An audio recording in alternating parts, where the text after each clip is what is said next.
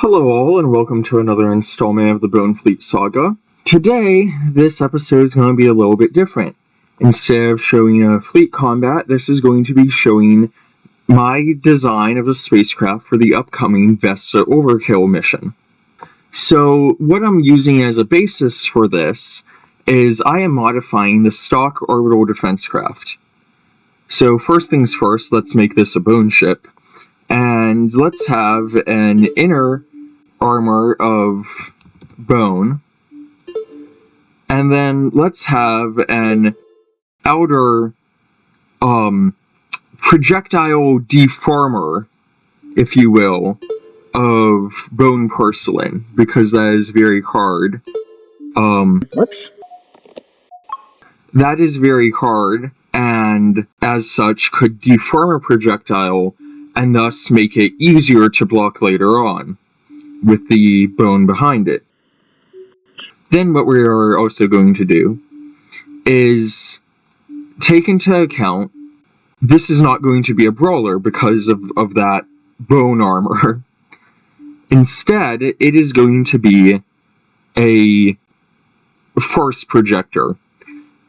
So let's go ahead and remove the heavy cannons, and instead, for the lighter cannons, well, this appears to be a fly towards head-on combat, which is not really a combat weapon, which is not really something that can be expected. So instead, we're going to move this out, and we are going to replace it with the stock 22mm turreted cannon, because as you can see, it has a nice low spread, a decently high muzzle velocity, so that is what we are going, and also a very low mass, so it will be used for point defense purposes.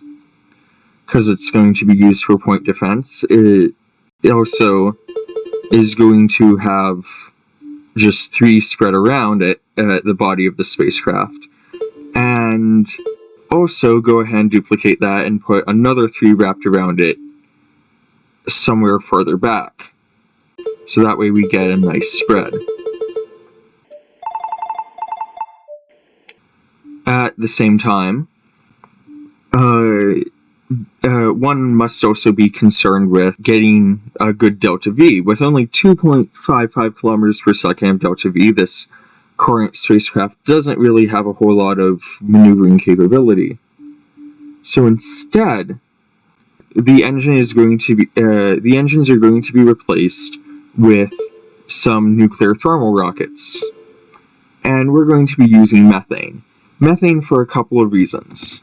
For one, methane is a realistic propellant that we believe would do well in a nuclear thermal rocket because it has a nice combination of having a good storage density as well as a good delta V potential, making it the choice for this. Additionally, it also has the property of being something that is biological in origin. Because of that, it is going to be preferred for nuclear thermal rockets until module design can be introduced and I can add biofluids directly. Additionally, those fission reactors can be moved back, and or actually not fission reactors at all, but just RTGs, because as now this engine is producing radiation, might as well have it all on one side of the crew module, so that way you can just have one radiation shield. The stock 7-meter polyethylene radiation shield is going to be used because, again, the custom module design is not yet an option, and that seems to work pretty well. Also, because this is now a methane nuclear thermal rocket instead of a methane combustion engine, we can go ahead and just remove the oxygen tank because it is no longer really doing anything. As you can see, the delta V then rises, but it's still lower than it was before despite having a higher efficiency engine. And that is because, well, we've gone from 500 tons of propellant to only 100 tons, because that oxygen was no longer really being used. As a next step, that propellant tank can be swapped out in favor of a larger one, again only using stock modules, and the 300 ton seems that it will fit well. Sliding that back just to make the spacecraft have a more even decrease of radii, and really to see how that works. Some oddness has caused the one of the crew modules to move behind the radiation shield, and seems to be rather stubbornly stuck there.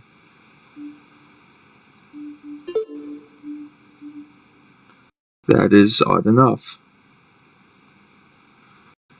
Sometimes there are some bugs that just need to get ironed out with the spacecraft design, as after all, no software is perfect and it can get a little finicky, but usually it's just a issue with it figuring out where I'm trying to position it. This is obviously quite a different shape than was present before, but that's alright. This doesn't need to be aerodynamic, this is just in space. And the reason why I wanted a more continuous taper is ultimately so that way there isn't mass spent on having either the armor cover empty space or having it shrink down in a concavity through empty space, and having that armor spent on those angles adding more mass than it needs to. So we have 200 tons less propellant than was originally present, because it's 300 tons of methane instead of 100 tons of methane, 400 tons of oxygen. But this engine is so much more efficient, there is a clear improvement of delta V, as well as there being mass taken off elsewhere. Additionally, we don't just want those flak missile launchers. I also want it to have the ability to project some striker missiles.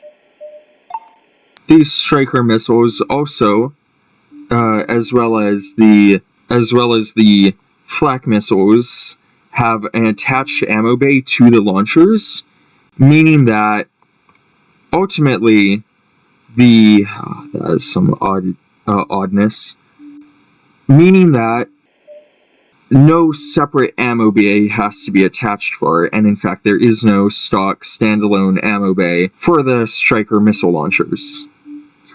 There are, once again, some armor weirdnesses due to the missile launchers and their ammo bay kind of hanging off, so we're just going to replace that spacer with something a little bit longer.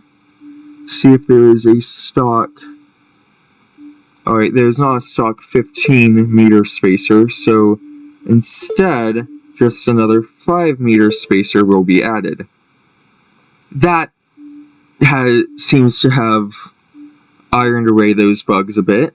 We get this kind of shape going on here. Also is still lighter than what was before it, but we also need to increase the power output of the power production of this spacecraft, because now it does not have enough power to run those striker missile launchers. So instead, this is replaced with a more powerful reactor, and in fact is going to be a fission reactor instead of a radioisotope thermoelectric generator. So the stock thermoelectric fission reactor includes a 234 kilowatt fission reactor, as well as a 1 megawatt fission reactor that has a much higher outlet temperature.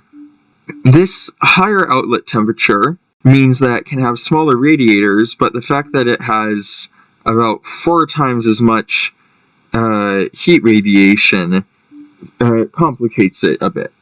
Now, if one is not familiar with the heat radiation equation, or the emissivity equation, or Stefan-Boltzmann formula, whatever you want to call it, there's a lot of stuff named after Boltzmann, so just saying the Stefan-Boltzmann can be a little either way with things. Essentially, the main factors are the area of the radiators, the emissivity factor of it, the temperature of the radiators, and how much power you need to radiate. Now, because these are all stock radiators that will be used, and because they're radiators, they were designed to maximize their emissivity, being coated with a black material, we can really consider the emissivity to be constant, and also we don't have to take into account the Boltzmann constant, because once again, that it will be the same between the two radiators. We just want to see which one is going to need more radiator, because we have a 1.29 megawatt, let's expand that decimal point a bit, megawatt reactor, or rather 1.29 megawatts of thermal energy being produced, and we also have one with, oh, that is awful, with 8.09. Whereas for the temperatures, you have 1300 Kelvin and 2000 Kelvin. Now, this temperature is a factor to the power of 4. So, to find the amount of area you would need to radiate the same amount of thermal energy, it can be as simple as, assuming all other things as being a constant, just raising one to the 4 and dividing it by the other one to the power of 4.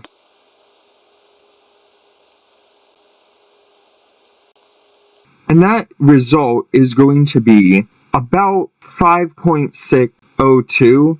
Go ahead, call that 5.6. So that is to say that the same area radiator at 2000 Kelvin is going to radiate 5.6 times as much energy, whereas 1.29 megawatts versus 8.09 megawatts, that is, I messed up in my quick estimation earlier, it's not about 4 times as much. Just looking at 1.29 and hastily estimating it to about 2, which is obviously wrong. The actual ratio is about 6.22.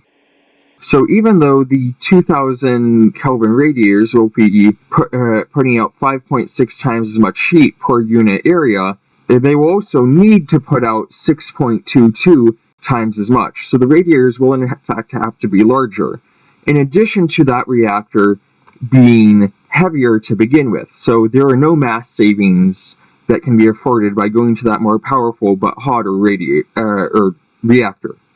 So as a result, these generators are chosen to be replaced with the 234 kilowatt fission reactor, because that in fact does put out enough power to run the Striker nuclear missile launcher. We also really only need one of them, and this does come with a disadvantage that we can't run the point defense guns and the missile launchers at the same time.